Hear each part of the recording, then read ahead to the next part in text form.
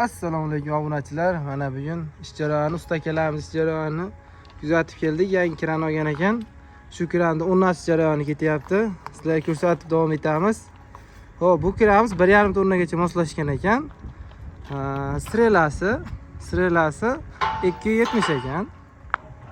Xo'p, kran kira olmaydigan joylarga moslashtirilgan, g'isho berish uchun, klines, semen nima kerak bo'lsa usta akalarimiz uchun olib berish uchun moslashtirilgan.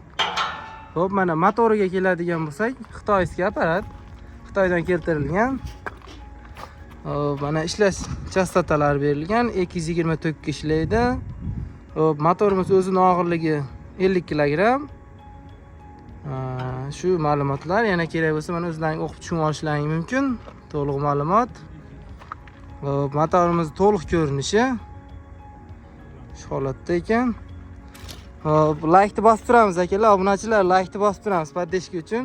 Biz sizlar uchun xizmatdamiz. Ishlash jarayoni ham orada hozir boshlaymiz qo'shdi. 4 ga ishlaydi ekan bu. Obunachilarimiz kranimiz ishga tushdi. Kranimizni mana arabada tortyapmiz.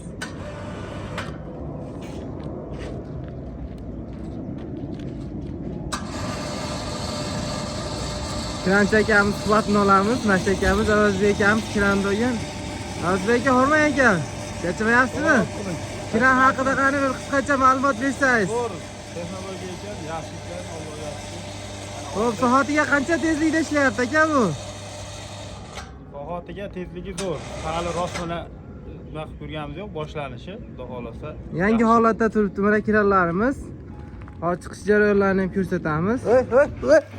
Tortib ketib qolyapti bu.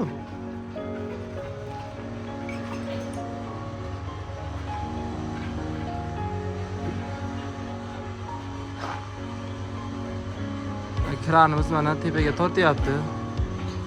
4 metrlik masofaga. Mukamamiz 60 metrgacha torta oladi tepaga qo'ysa.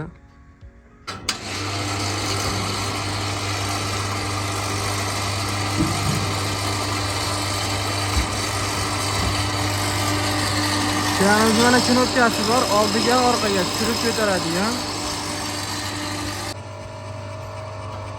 Va kranimizni yuk chiqarish jarayoni ketyapti.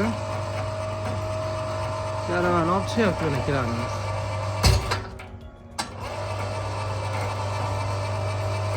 Tuproq mana olib chiqilyapti, tuproq.